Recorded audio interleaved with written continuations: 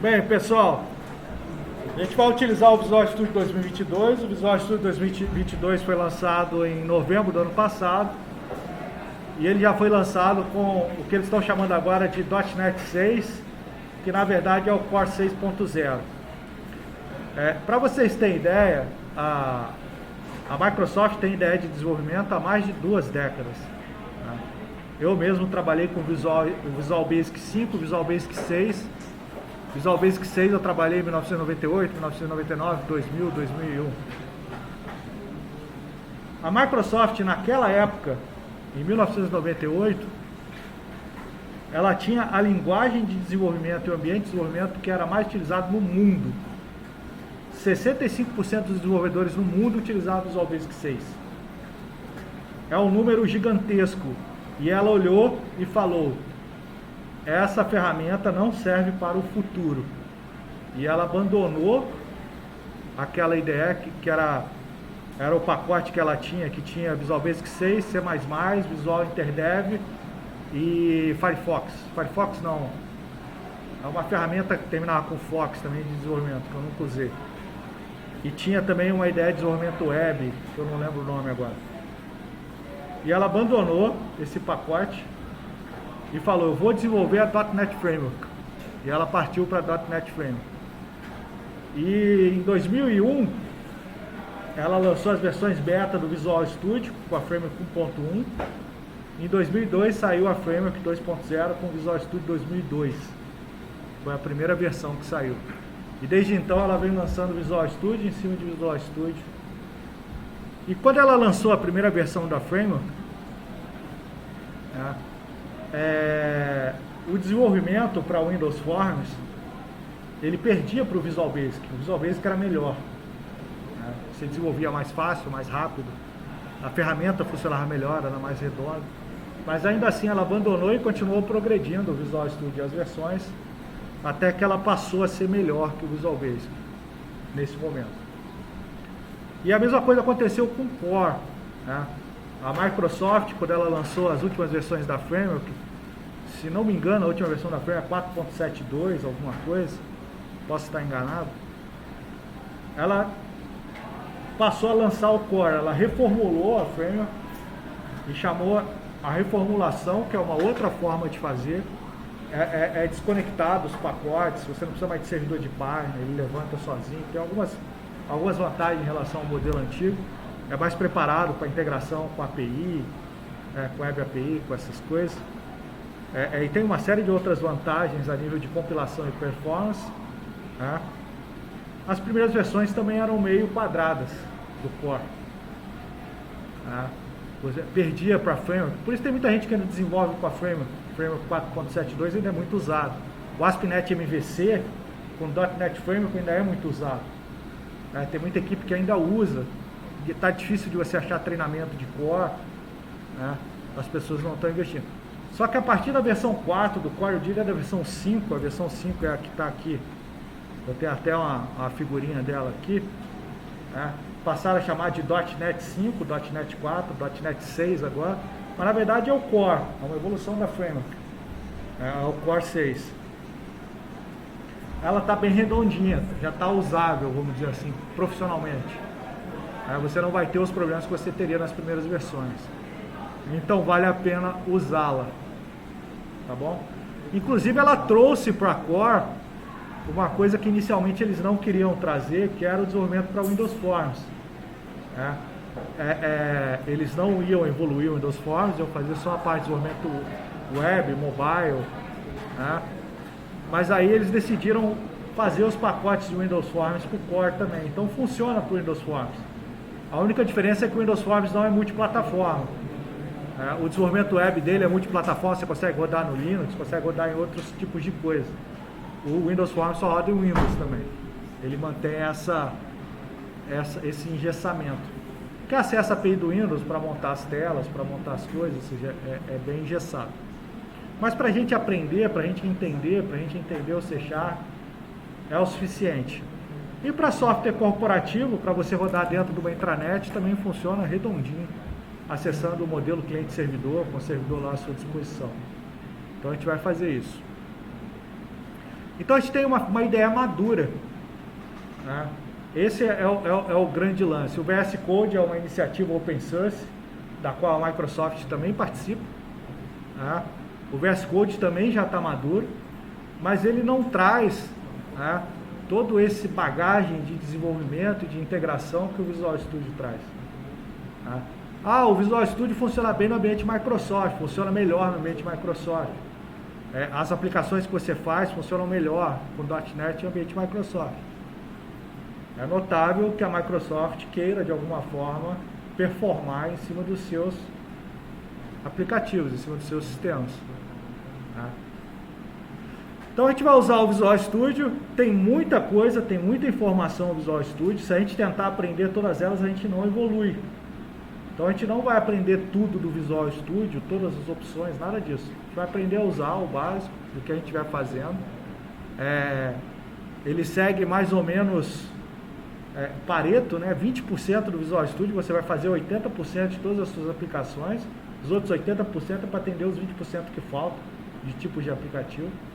Então você não precisa se preocupar no início em aprender tudo, usar tudo, nada disso.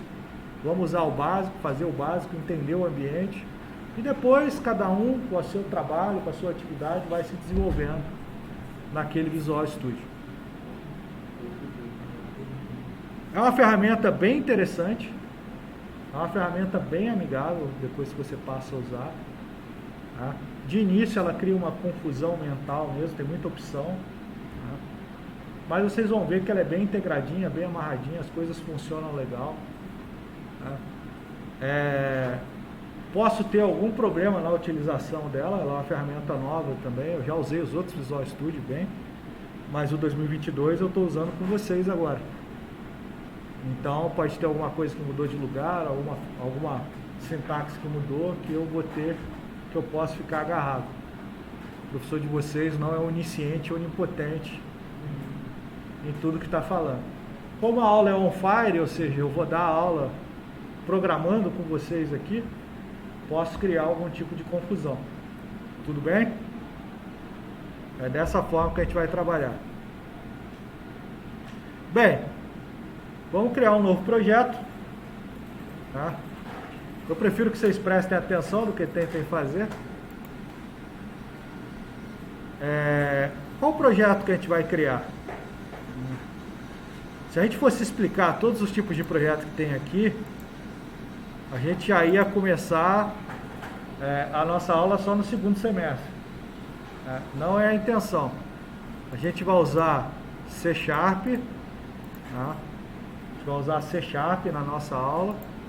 A gente vai fazer aplicativo para Windows, tá? Para a área de trabalho, desktop aqui, ó.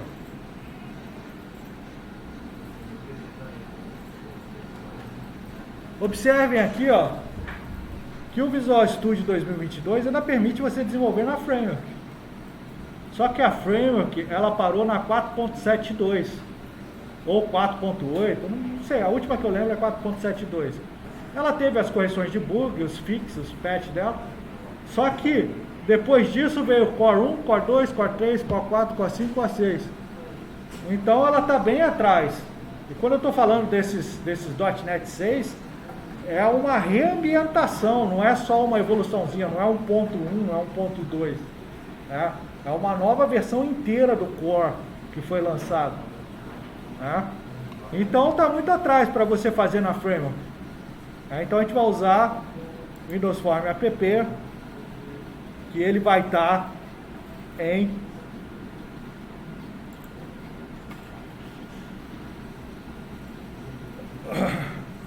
C#, Windows Desktop, Windows Form app, tá? Se eu não solicitei da Framework aqui, ó, é sinal que eu vou estar usando o Core, tá bom? Aqui são informações importantes que depois mais para frente vocês vão entender melhor, tá? Aqui é a pasta onde a gente vai salvar o nosso projeto. Eu vou lá salvar na pastinha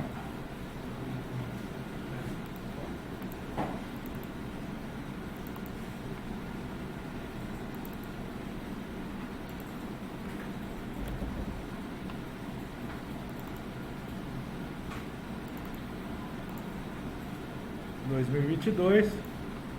Aqui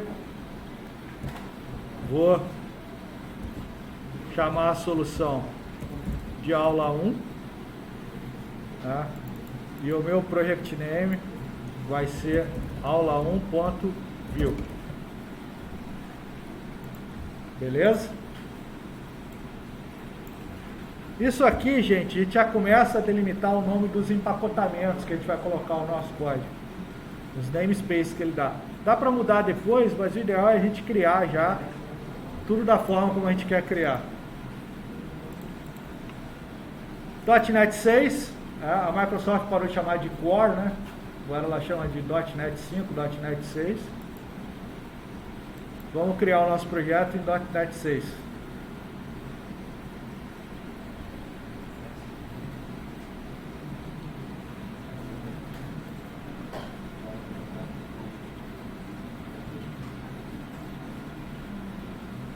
Beleza.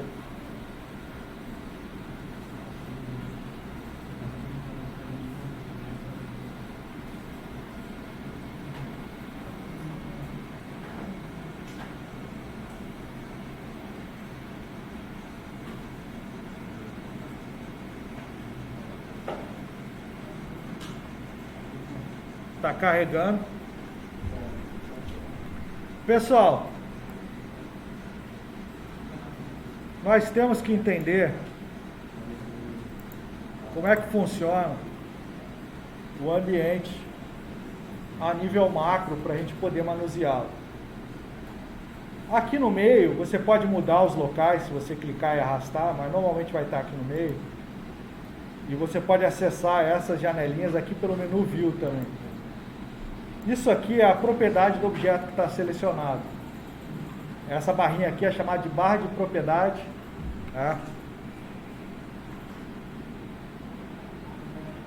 Ela contém as propriedades do objeto, onde você pode mudar ela em tempo de projeto.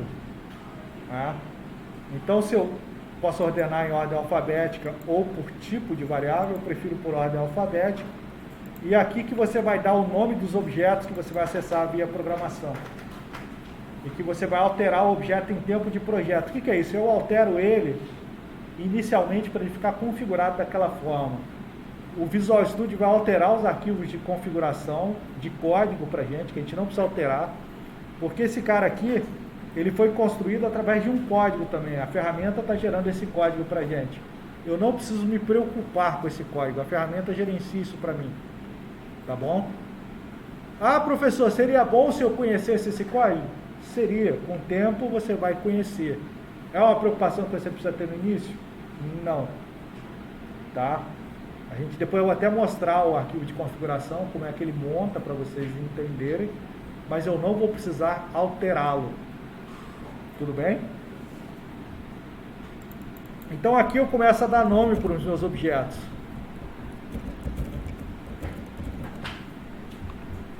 O que acontece? O nome do objeto, ele não pode ter caractere especial, cerquilha, cifrão, porcentagem, e não pode ter espaço para separar. Eu tenho alguns padrõezinhos que eu uso desde que eu comecei a programar. Por exemplo, para formulário, eu sempre coloco o FRM na frente. Isso significa o quê? Que vocês vão fazer também dessa forma. Vão colocar o FRM na frente. Por quê? Porque quando você estiver programando, quando você estiver olhando o código, você digitar lá FRM primeira aula, com o tempo vai ser automático você saber que aquilo é um form, porque você teve que digitar o FRM na frente. Quando você digitar um TXT, você vai saber que é uma text box, porque você, na sua cabeça, você já sabe, você não precisa gastar tempo pensando naquilo. Isso vai ficar internalizado em você. Esse conhecimento vai ficar internalizado, vai ser um reflexo seu de programação, você não vai precisar gastar tempo pensando nisso. Tudo bem? Quando eu falo em tempo de projeto, você pode alterar aqui, ó, propriedades do objeto que alteram o seu formulário.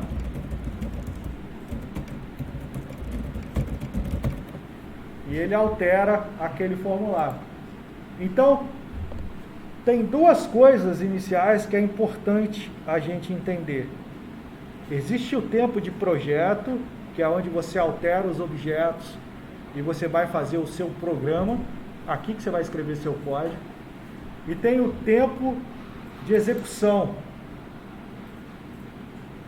é o runtime, que é quando você põe para executar o seu projeto para você ver como é que ele funciona, como é que ele vai funcionar depois que você distribuir ele, depois que você colocar ele na máquina do usuário.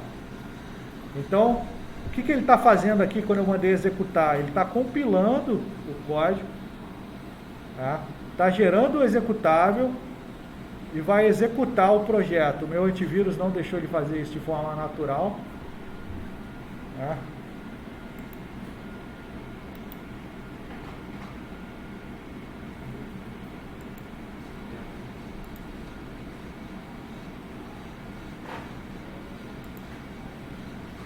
Esse aqui é o programa que eu fiz até agora. É um formulário onde o texto está alterado, ele já maximiza, já tem as características de uma janela Windows, só que ele ainda não faz nada, porque a gente ainda não programou, não colocou nada. Então esse cara aqui, ó, é o tempo de execução. Então eu tenho o tempo de projeto, onde eu altero ele, e tenho o tempo de execução.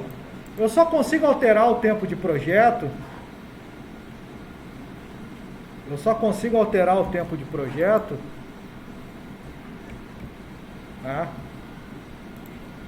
se tiver parado a minha execução. Vou alterar aqui, ó, uma backcall.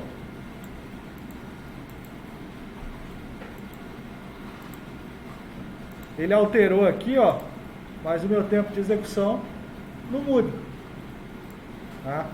Agora, se eu interromper o projeto e mandar executar, ele vai recompilar, vai ler o novo valor da propriedade e o meu formulário vai ter a cor que você configurou.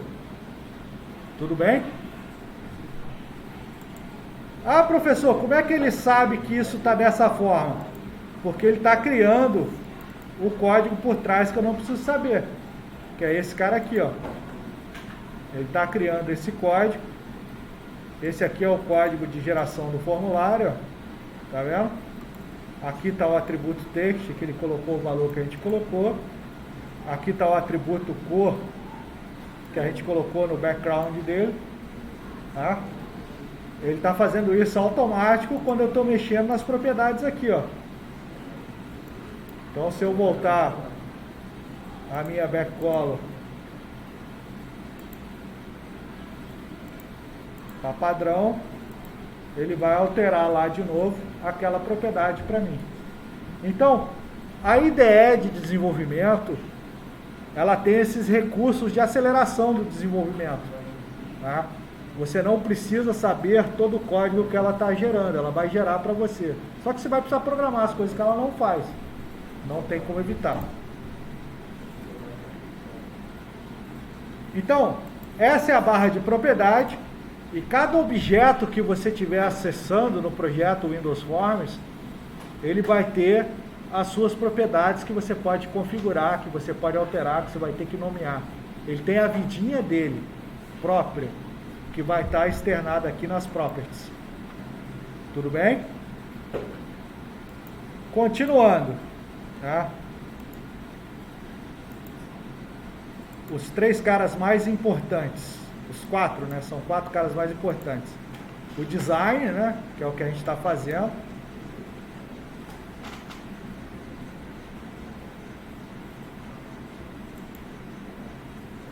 O Solution Explorer e a Toolbox.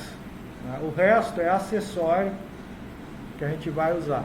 Os 3 mais importantes são esses. O design, a Property e o Solution Explorer. O Solution Explorer tem a sua estruturação lógica de como o seu projeto está ficando, a sua solução está ficando. Isso aqui se reflete lá nos seus arquivos, tá? Se eu pegar aqui, ó, C, aulas, desenvolvimento de sistemas, 2022, tá lá, aula 1. Ele criou uma pasta para a nossa solução. Aí ele criou uma pasta para o projeto, aula1.view. Esse aqui é o arquivo da solução. Aula1.view tem os arquivos do projeto. Ó. Esses arquivos aqui, ó, estão lá, ó. Form1, form1.designer, program.cs, estão lá. Então o seu projeto, ele é composto por um sem número de arquivos que você vai colocar aqui, quando você adicionar. Tá? E você pode renomear, por exemplo, esse form1, eu vou renomear ele para o mesmo nome lógico que eu dei para ele, que é FRM primeira aula. Ele vai renomear todos os outros dois. E fisicamente ele renomeou todos os arquivos. Então você precisa conhecer essa estrutura, porque quando você for copiar o seu projeto, você não vai levar só esse cara aqui. Tá? Você vai levar toda a pastinha, porque todos os arquivos que estão aqui dentro são importantes para o seu projeto. Tudo bem?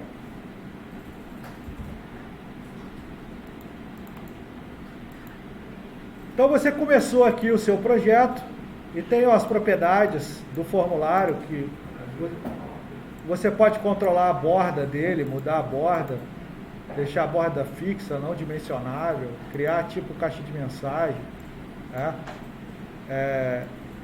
Você pode mudar o ícone, você pode deixar ele mais transparente, não deixar. Você tem uma série de propriedades aqui que você vai descobrindo como altera e como faz. Tudo bem? E o nosso outro amigo, você tem a Property Window, que é a janela de propriedades, onde você vê as propriedades do objeto. Item número 1 de importância para a gente. Outro item de importância para a gente, o Solution Explorer. Solution Explorer é onde você vai renomear os seus objetos fisicamente e é onde você vai ver a estrutura da sua solução. Você pode ter mais de um projeto, eles se comunicando entre eles, sem problema nenhum. E o nosso terceiro amigo é a Toolbox. A Toolbox é a caixa de ferramentas. A caixa de ferramentas vão estar o quê?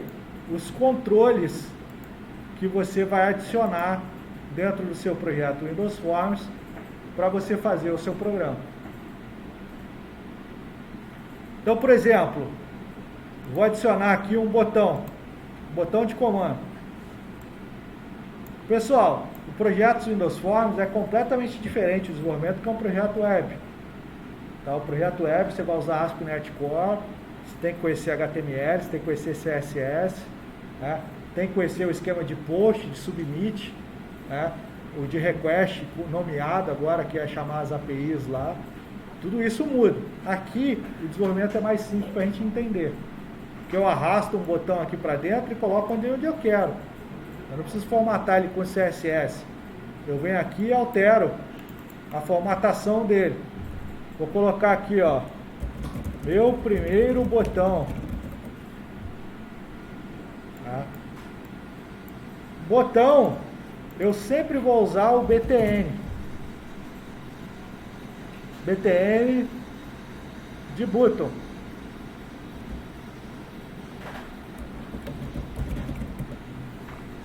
Então, observe o seguinte, as propriedades aqui, elas vão mudando de acordo com o objeto que você está selecionado. Tá? Ou seja, se eu tiver um outro botão aqui, ó, a propriedade dele está diferente já, ó.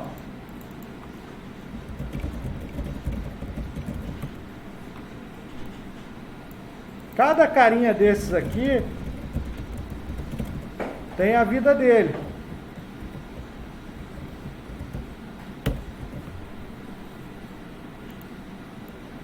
Então, você usa a propriedade para você configurar o objeto que está selecionado. Beleza? Bem, agora vamos à parte mais importante, os comandos. A programação Windows Forms, quando você está na View, que são os formulários, os botões, os controles, ela é orientada a eventos. O que é isso? Quem programou esses componentes criou uma série de gatilhos nele que você pode usar. Esses gatilhos vão ser acionados quando alguém fizer alguma ação nesse botão. Tá? E todos os controles, para ser o mais genérico possível, para você usar ele nas mais diversas situações, eles não possuem um único gatilho. Eles possuem vários gatilhos. Esses gatilhos, eles estão aqui nos events, nos eventos, que é o raiozinho. Tá? Para você ter ideia, o formulário, ó, a quantidade de gatilhos que ele tem. Tá? Ele tem gatilho quando é redimensionado, quando você clica nele, quando altera o tamanho, quando ativa, quando desativa, quando muda o cursor, quando adiciona o controle, quando remove, quando arrasta, quando inicia a arrastar, quando para de arrastar. Ou seja, quando pressiona uma tecla, quando levanta a tecla, quando pressiona o botão do mouse, quando levanta o botão do mouse. Você vai usar todos? Não, você vai usar para o que você precisar. A mesma coisa o botão, ó. Tem uma série de gatilhos no botão que você pode usar. Você só vai usar o que vocês precisam para resolver o problema de vocês. Qual que é o gatilho mais comum no botão? O clique. Quando o cara clica em cima do botão. É o gatilho mais comum. Só que ele só vai funcionar se você colocar código nele. O evento principal dos objetos, quando você dá 2 cliques, ele abre. No botão ele abre o clique. Quando ele abrir o clique, ele vai colocar lá no design, ó, BTN primeiro clique. É esse evento que ele vai chamar. Esse evento está lá no código. BTN primeiro clique. E ele amarra lá no arquivo de configuração. Lá no arquivo de configuração, ó, ele criou os 2 botões aqui, ó, que a gente criou como tipo button.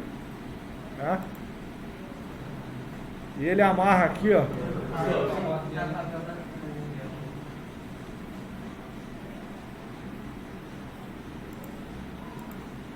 E ele amarra aqui o evento clique, ó.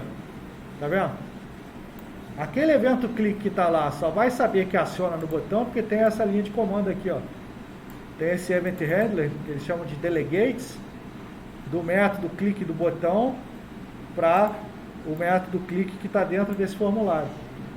Então ele sabe que quando você clicar no botão, como ele tem o clique dentro dele, ele vai acionar esse evento aqui fora. Só que de início eu não preciso saber nada disso. Ele faz isso para mim.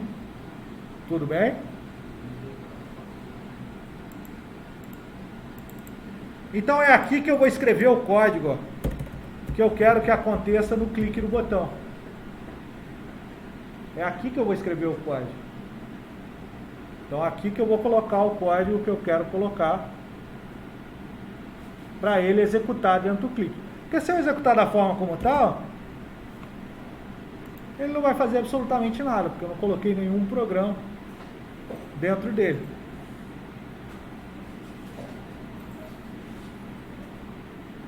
Tá vendo?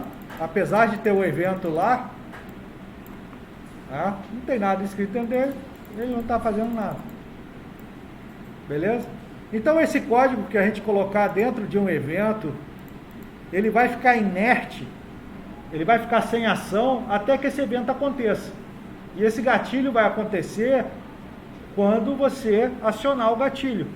Ou seja, o evento clique do botão só acontece quando você clica nele. Então o código vai ficar inerte aqui, ó. A gente vai usar uma função chamada MessageBox, que é uma função do C# para o Windows Forms. Ele tem o método show. Tem várias assinaturas esse método. Tem 21 formas diferentes de usar o MessageBox.show. Tá?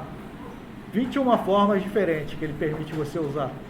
Você pode ir modificando ele de 21 formas para ele usar. E eu vou colocar aqui: boa noite. Que botão legal. Podem ir embora. A aula acabou. Ponto e vírgula.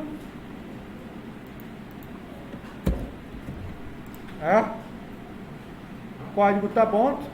Se eu compilar e não der erro, é sinal que o meu código está em tempo de compilação legal, a sintaxe está correta. Se der erro, não mandem executar com erro, porque ele vai pegar a última versão que ele conseguiu compilar, não serve para nada. Corrijam o erro antes de mandar. Tem muito aluno que pega Guardem isso, gente, porque isso é erro que eu vejo em alunos, que a gente só descobre quando ele está fazendo o trabalho, que ele não consegue fazer de jeito nenhum. Tem muito aluno que pega para fazer o trabalho final, escreve todo o código do trabalho sem verificar a compilação. E depois fala, meu código não rodou. Porra, é claro que não vai rodar, cara.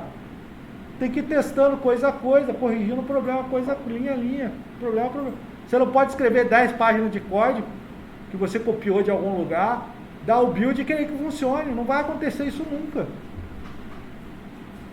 Tá bom? Message box abre a janelinha. É uma caixa de mensagem. Né? Abriu a janelinha, ok. Funcionou. Deu ok. Toda vez que eu clicar nesse botão, o gatilho vai ser acionado. Se eu não clicar, o gatilho fica lá inerte. É? O gatilho fica lá parado sem fazer nada. Então, tem uma coisa que a gente pode usar aqui em programação, que é o chamado depuração, é o debug. É? E você tem um recurso que são os pontos de parada. Pontinho de parada. O ponto de parada, ele fica lá, maravilhosamente parado, né, até a execução do código chegar nele. Quando a execução do código chegar nele, o programa para e diz o que ele vai fazer. Ó. O código parou aqui. Ó. Se eu apertar F11, ele anda uma linha. Vou apertar F11. Opa, é function. Ele andou uma linha. Aí fez o message box. O F11 anda linha a linha, ó, ele voltou para o código. Se eu colocar F5, ele volta a executar normal. Ele declarou automático aquele ok, clicar no ok. Isso, o message box é uma função do C# nativa, que aquela janelinha é automática, é uma janelinha de mensagem. Ela vai ter ok, ela vai ter yes, no, ela vai ter ok, cancel, de acordo com o que você configurar. Essas 21 formas de usar a janela, permite você usá-las com variações. Que eu vou mostrar aqui algumas. Para que seria essa parada de parar na linha de execução? Cara, você está programando e às vezes você quer ver uma variável em tempo de execução. Você quer ver o que tem naquela variável, seu programa está dando erro e você quer saber o que está acontecendo. Você vai acompanhando linha a linha a execução, para você saber como é que ele está processando. Você está vendo aqui um programa de uma linha, não faz muito sentido, mas imagina 50 linhas, 100 linhas, 200 linhas, você achar onde está o erro naquela sua rotina. Então as ferramentas de debug são importantes para você localizar o erro, localizar o problema, para você entender como é que está em tempo de execução, para você saber se ele conseguiu ler a variável, se a sua conta está certa, se ele entrou no if da forma como você gostaria, e por aí vai. Beleza? Até aqui está igualzinho JavaScript, né? Abre chave, fecha chaves, rotina, parênteses, string entre ponto e vírgula. JavaScript, Java, C#, PHP, é tudo parecido.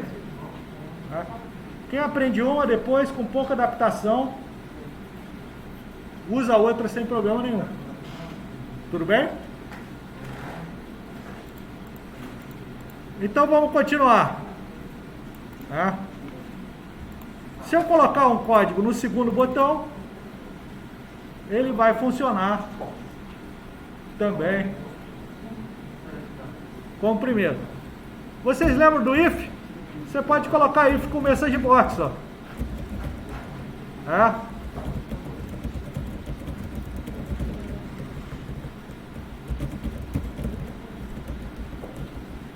Vamos esconder o primeiro botão.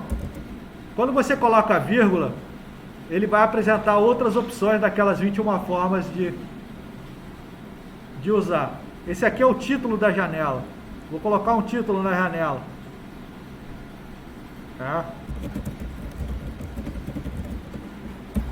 Aqui começa a vir os botões.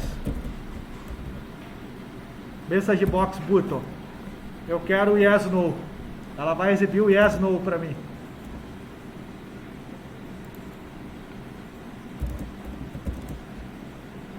E eu quero que ela coloque um ícone.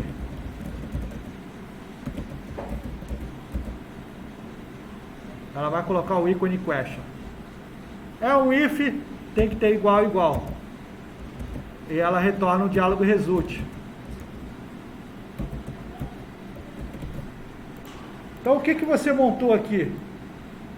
Você está usando a mesma rotina, tá vendo? O mesmo message box, só que você está usando ele de uma forma diferente. Uma das assinaturas dele permite que você coloque o yes, no. Né? E aqui eu estou colocando o íconezinho de question. Então o meu segundo botão,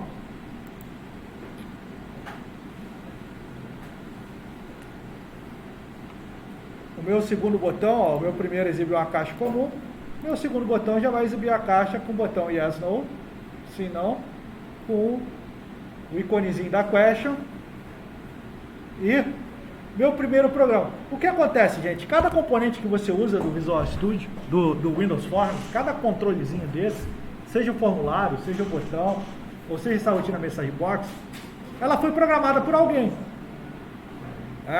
Quem estava criando esse componente, programou esse componente. Criou esse programinha. E ele está permitindo você usar esse programinha de várias formas diferentes. Ah, professor, eu queria que essa caixa fosse em forma de estrela. Não pode. A Message Box é isso. Você vai usar ela dessa forma, como se fosse o alert do JavaScript.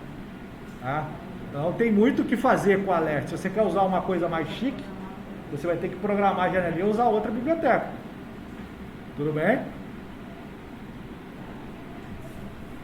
Como a gente ainda não fez nada, beleza. Como é que a gente manipula os objetos da tela? Como é que a gente manipula qualquer objeto em C# ou objeto de tela?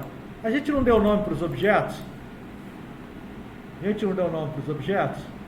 Então, é o nome do objeto que a gente deu para ele. Qual que é? O CMD, não, o BTN.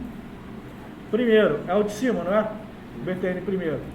Quando você apertar o ponto, ele vai apertar todos os atributos dele. Ó.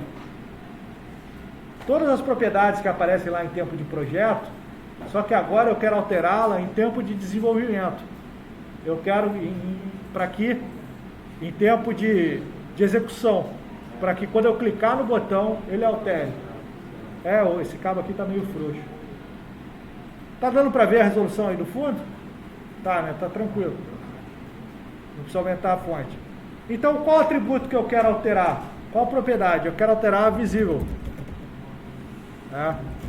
Igual a true.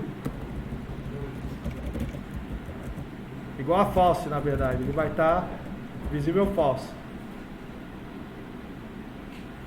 Beleza? Qual tá no save? O quê? Tá no save. Ctrl S. Ctrl S é o seu melhor amigo na programação. Eu posso ter um else aqui, por exemplo, se ele clicar no não, ele vai dar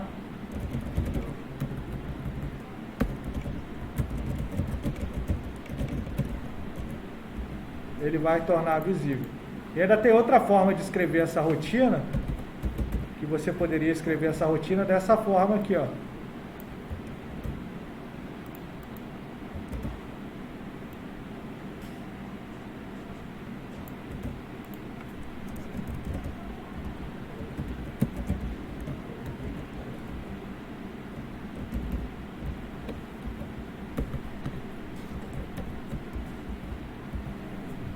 Se você escrever essa rotina dessa forma, o resultado aqui vai ser verdadeiro ou falso, que vai deixar o botão invisível. Então eu vou... Aqui está errado, esse cara não existe. 2 barras é comentário. O que significa comentário? Que você não quer que ele execute essa linha. Essa linha aqui não existe quando compilar. Ele ignora. Ele vai executar só as de cima. Tá bom? Se você quiser comentar um bloco, é barra asterisco,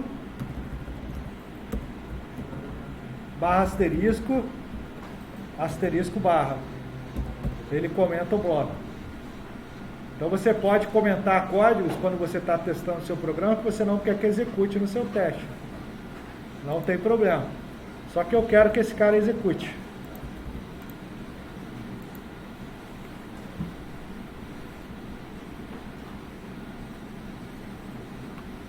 Olha lá, o meu primeiro botão, ok, meu segundo, ó. Ele escolheu o primeiro botão? Sim. Escondeu. Ele escondeu o primeiro botão? Não. Apareceu. Está mudando o visível para false true. Tá? E você pode fazer mais de uma ação.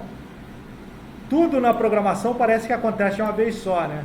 É a maior mentira que te contaram. Quando você faz uma ação e acontece um monte de coisa na tela, parece que aconteceu de uma vez só. No programa, são várias linhas que vão sendo executadas. Só te deu a sensação que é uma coisa só. Porque, por exemplo, você pode alterar aqui, tá? E alterar aqui para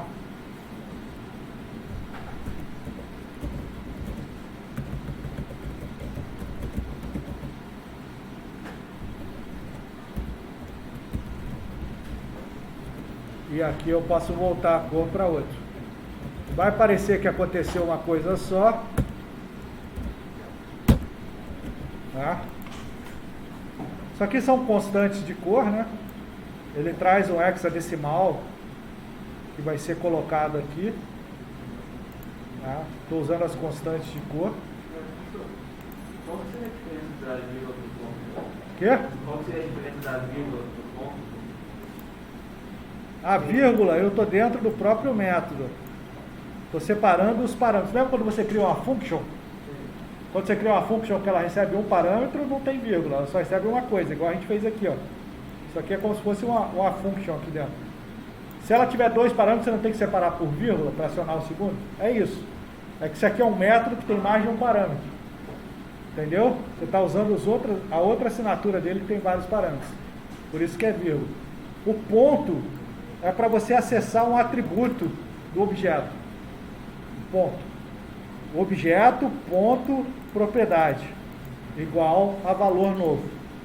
Objeto, ponto, propriedade, igual a valor novo. É dessa forma que a gente está usando. Pessoal, eu vou mostrando as coisas simples, mas tem muita informação embutida, tá? Vocês só vão entender de fato quando vocês reproduzirem a aula umas 5 vezes. Quando vocês começarem a variar, pô, agora eu vou adicionar o meu botão. Peguei os dois do professor, adicionei, agora eu vou adicionar o meu. Agora eu quero alterar a cor do de cima. Eu quero colocar o valor ali. Eu quero alterar um valor que o professor não falou, mas eu quero alterar. Tá? Eu quero alterar o tamanho do formulário. Eu quero alterar o tamanho do botão. E você começar a brincar com isso. Tá? É isso que a gente tem que fazer, saindo dessa aula. Você não pode simplesmente... Porque se você olhar aqui, ó, porra, o professor ensinou aqui a arrastar 2 controles e escrever 5 linhas de comando. Tá fácil. Tá mole. Não preciso fazer isso. O aluno vai sair com esse sentimento. Não preciso reproduzir isso aí. Ridículo. Olha lá. Até eu sei alterar a cor de fundo. Tá muito fácil. Só que na hora que você for fazer, você não entendeu porque colocou o ponto, não entendeu porque colocou a vírgula, não entende como é que faz um if, não entende onde está a chave, não sabe do ponto e vírgula, não sabe alterar outra propriedade, não sabe nada disso. Você só vai aprender se você reproduzir o vídeo e se você tentar variar o vídeo, tentar fazer variações.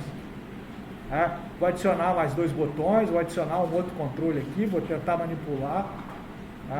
Não vai aprender só vendo a aula. Podem acreditar em mim, gente. Vocês podem acreditar em mim. Reproduzam até cansar.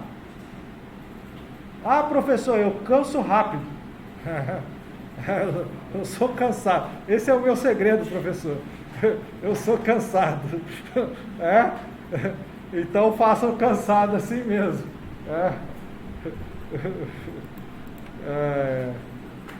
Aqui a gente colocou um botão para fazer 2 coisas, que vão parecer que é uma só.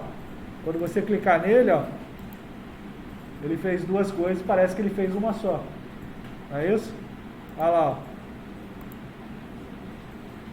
Parece que aconteceu ao mesmo tempo, né? Na nossa cabeça, pô, foi junto. Mas na verdade são 2 linhas de comando. Se você colocar o ponto de parada aqui, ó,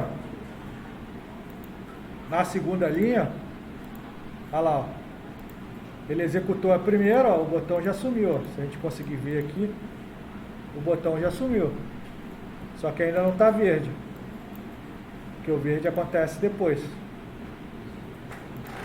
Tá? O verde acontece depois. Beleza? Estamos evoluindo? Então vamos colocar aqui um terceiro botão.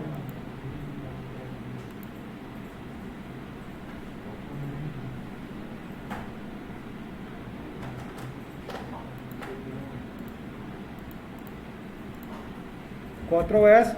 Ah, professor, sumiu a minha janelinha de propriedades. Ó, eu fechei sem querer a minha janelinha de propriedades. Menu View, Properties. Cadê as Properties? Vamos achar aqui.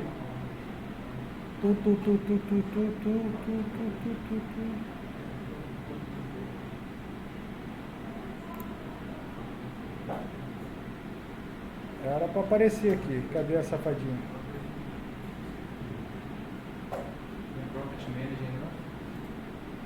Cadê? Tô precisando trocar o óculos. Solution Explorer, Git, Team Explorer, Server Explorer.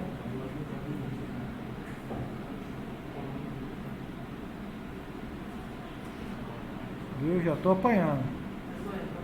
Aí tem um Property Manager ali. Aonde? À direita. Lá é o nome do Windows. Property Manager aí em cima. Mais pra baixo. E aí? Esse aí não?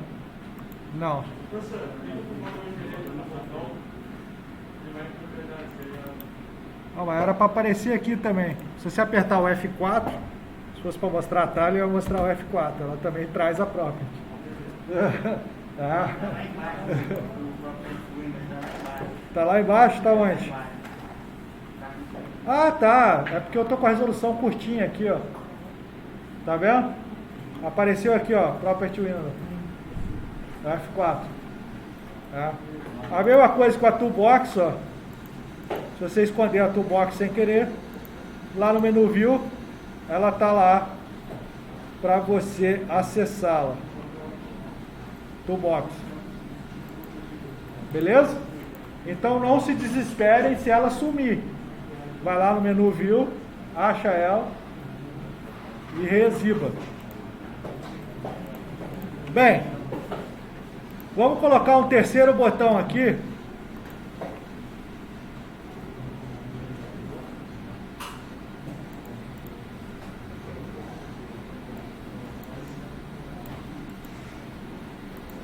Terceiro botão aqui.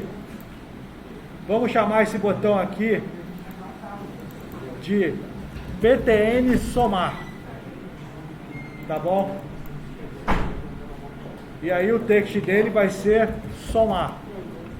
Beleza? E aí a gente vai colocar aqui dois labels. Vamos colocar aqui, ó. Valor 1.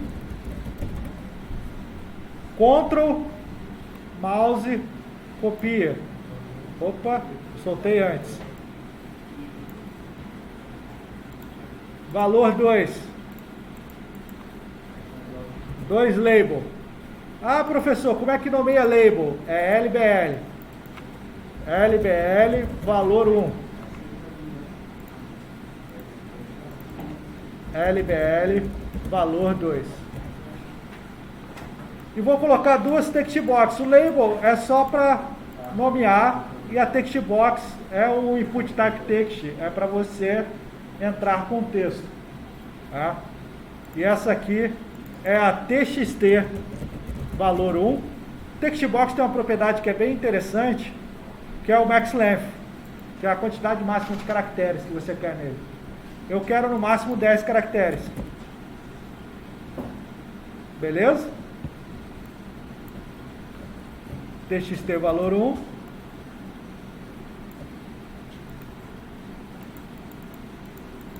TXT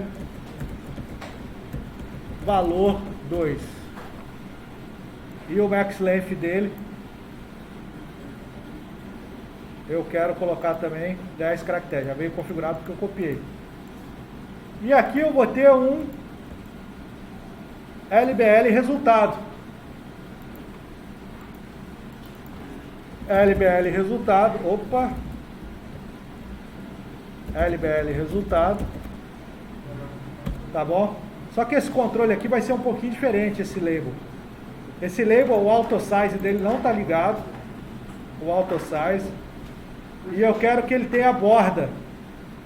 Então eu vou mudar a borda dele para fixed single, ele vai ter borda, tá?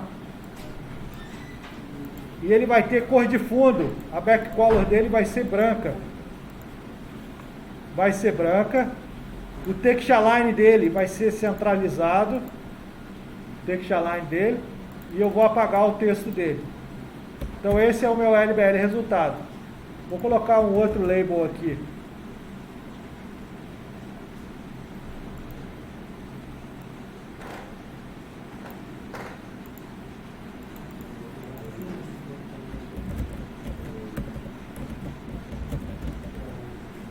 Que eu vou chamar ele de resultado.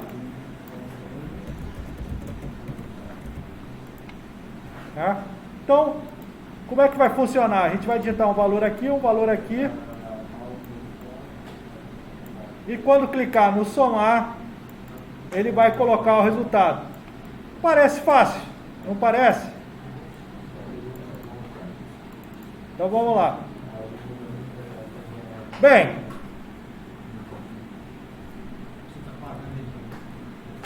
a gente pode começar a usar variável. Tem vários tipos. Tem variáveis que são sem ponto flutuante, variáveis com ponto flutuante. Variável int, por exemplo. Você pode variar a quantidade de caracteres se você usar uma dessas int. Ou só a int normal, que é a int 32, que é a quantidade de bits que ele aceita. E aí o range do número vai variar de acordo com a quantidade de bits. Por exemplo, o int de 2 bytes, ele aceita 256 vezes 256, divide por 2 menos mais. É para onde vai. O int de 4 bytes é 256 elevado à quarta, divide por 2 menos mais. Ele vai de menos a um valor a mais outro valor. Entenderam como é que funciona a lógica das variáveis? Quanto maior a quantidade de bytes, mais caracteres cabem nela no número. Por isso que funciona. E se tiver ponto flutuante, ele separa uma das casas para colocar a vírgula e o número aceita aquela quantidade de caracteres, mais o que ela permite ponto flutuante, ou 4, ou 7, ou 14 dígitos no ponto flutuante. Isso vai depender do tamanho da sua variável. Ah, professor, por que isso é importante? Porque quando você estiver programando, de acordo com a característica do programa, você vai precisar de uma variável maior ou uma menor. Hoje em dia as pessoas não se preocupam tanto com o tamanho da variável, porque os computadores têm memória infinita para esses tipos de programa. Você usa computadores com 8 GB, com 16 GB, eu estou falando de byte. Então você não tem uma preocupação tão grande, mas isso pode, em programas com grande massa de dados, com grande processamento, influenciar inclusive na performance. A quantidade de bytes que você usa para fazer uma conta. Uma variável muito comum para você usar para ponto flutuante é a decimal. A decimal, ela permite vírgula. Quando eu falo ponto flutuante, é casa decimal. As variáveis int não permitem casa decimal, a decimal permite. Você pode localizar a parte do int? Eu não entendi muito bem. É que serve, cara. Eu entendi a função, mas... Então, vamos lá. Você sabe que no computador, enquanto ele não for quântico, a gente só tem 0 ou 1. Então, as aulas iniciais lá, não tem quadro aqui. 1 byte tem 8 casinhas de 0 ou 1. Significa o quê? É uma combinação de 2 com 8 posições. É 2 elevado a 8. Ele permite no máximo 256 combinações diferentes. Então, um número inteiro de 1 byte, ele vai de 0 a 255. Porque não tem caixinha para você colocar mais. Entendeu? Ele vai de 0 a 255, porque só permite 256 combinações diferentes. Um número de 2 bytes, ele é 256 vezes 256. Ele permite 65.536 combinações diferentes. Como você pode ter números negativos e números positivos em variáveis de 2 bytes, você divide por 2, ele vai de menos 32.767, porque vai ter o zero, a mais 32.768, porque você vai ter só esse número de combinações possíveis. Uma variável de 4 bytes é 256 elevado a 4. Ele permite um número que vai até esse valor, uma variável de 4 bytes. Você vai dividir por 2 e vai achar o menos e o mais dela. Se tiver 8 bytes, é 256 elevado a 8. É uma questão de possibilidade de combinação que aquela variável permite. Então, quando você excede o valor que ela permite da combinação, ele dá um erro na programação, que já deve ter acontecido em algum jogo com vocês, ou algum programa que vocês já, chamado Stack Overflow, ou erro de memória, estouro de pilha, ou simplesmente o programa fecha. Né? Isso pode ser uma variável mal dimensionada.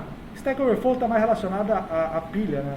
Que também tem a ver com memória, porque o cara reservou somente uma quantidade de memória para aquelas pilhas. Mas é isso, estouro de memória dá por causa disso, você usou uma variável incorreta. Então, esse é mais você vai personalizar a quantidade de memória que vai passar? Por enquanto, você não precisa se preocupar com isso, porque seus programas não vão ter esse grande volume, essa grande massa de dados. Mas no mundo real, dependendo do programa, você precisa se preocupar. Beleza? Todo mundo entendeu esse conceito? A gente vai usar a decimal, que a decimal permite casa decimal. Eu não lembro qual é o valor correto da decimal, mas depois vocês podem olhar variáveis em C#, limites, vocês vão achar N referências na internet para as variáveis de C# e limite. Beleza? Valor 1, vou dar nome para essas variáveis. Valor 1, valor 2. Criei duas variáveis com esses nomes. Aqui o C# está falando que as variáveis são declaradas e nunca foram utilizadas, está vendo? As variáveis foram declaradas e nunca foram utilizadas, que eu acabei de declarar elas. Beleza? E aí o que você pode fazer? Você vai lá, valor 1 é igual, vou atribuir um valor para ela.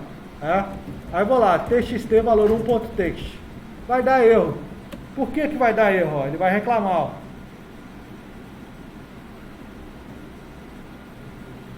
Tá vendo? Ele não pode fazer a conversão implícita do tipo string para o tipo decimal. A variável do tipo text, ela é string, ó. A propriedade do tipo text. O que você digita dentro de uma caixa de texto, ele está entendendo como texto. Ele não está entendendo como valor. Se eu quero usar como valor, eu tenho que fazer um parse, eu tenho que fazer um cache naquela variável. Então você vai usar aqui essa conversão de valor chamado decimal.parse. Ele vai converter o texto que está digitado lá para decimal e vai guardar dentro dessa variável. Beleza? A mesma coisa com o valor 2. Ó. Valor 2 é igual decimal.parse txt valor 2.text. Então agora ele pegou o texto, a string numérica que você digitou na caixa de texto, converteu para número do computador que ele colocou na memória como número e não como texto. Tá? Os textos, eles são armazenados como bytes também. Existem duas tabelas que o computador usa, que é a tabela ASCII, tá?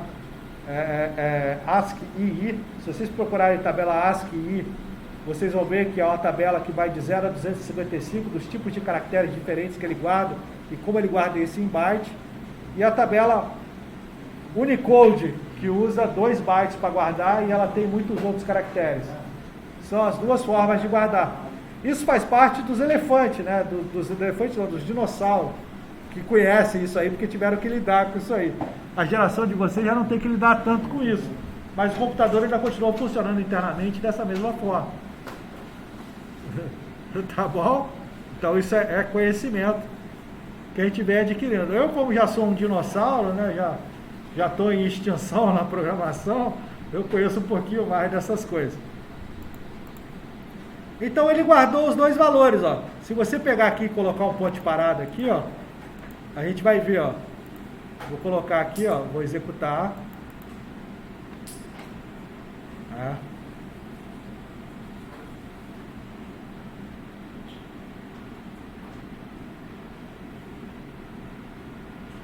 Vou colocar aqui um valor, ó, 100 e aqui 200. Vou mandar somar. Tá vendo? Ele está como texto, ó, ele aparece entre aspas dupla ali, ele é um texto. Você está vendo ele como número, mas o computador está entendendo ele como texto, como caractere. Quando você fizer o parse nele e guardar ele numa variável decimal, o computador vai passar a entender ele como número. Ele é um número agora. Entendeu? Então você precisa converter aquele texto, que para você é um número, porque você digitou um número, né? Mas o computador está entendendo como texto, porque ele está numa variável texto. Você precisa fazer o parse dele para converter ele para número. A mesma coisa vai acontecer com a segunda variável. Agora a segunda também está com valor. Agora eu posso executar uma operação matemática com ela. Eu posso colocar uma variável aqui chamada resultado, né? E colocar aqui, ó. Tudo isso eu podia fazer com uma linha de comando só, tá, gente? Eu estou mostrando para vocês o passo a passo para vocês entenderem. Faz mais sentido. O resultado já é decimal e eu posso colocar aqui o resultado é igual a valor 1 mais valor 2. Beleza? Agora eu quero colocar o resultado dentro da label resultado. A label tem a propriedade text também, ó. Só que a propriedade text também é string. É? Então quando eu pegar aqui, ó, lbl resultado.text é igual ao novo valor, se eu colocar resultado direto, ele vai dar um erro também. Olha lá, ó. Não pode converter o tipo decimal para string. Tá? Então aqui você vai usar um ponto toString. Ele vai transformar aquele número em string. E aí quando você der a execução,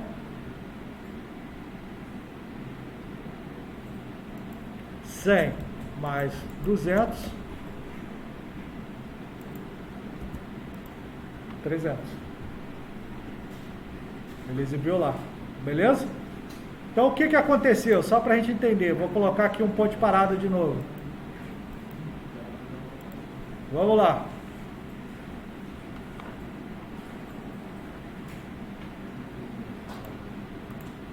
Coloquei o 100. Coloquei o 200. Mandei somar. TXT valor 1 está com 100. TXT valor 2 está com 200. Ele vai converter ambos os valores para decimal, 100 e 200. Resultado ainda está com 0. Aqui ele vai fazer a soma. F11 soma, resultado igual a 300. O LBL text está com vazio. Ele vai colocar o 300 lá dentro agora. Colocou o 300 lá dentro, encerrou a programação e o seu programa funcionou. Beleza? Aula 1, dada com sucesso. Reproduzam ela 200 vezes em casa.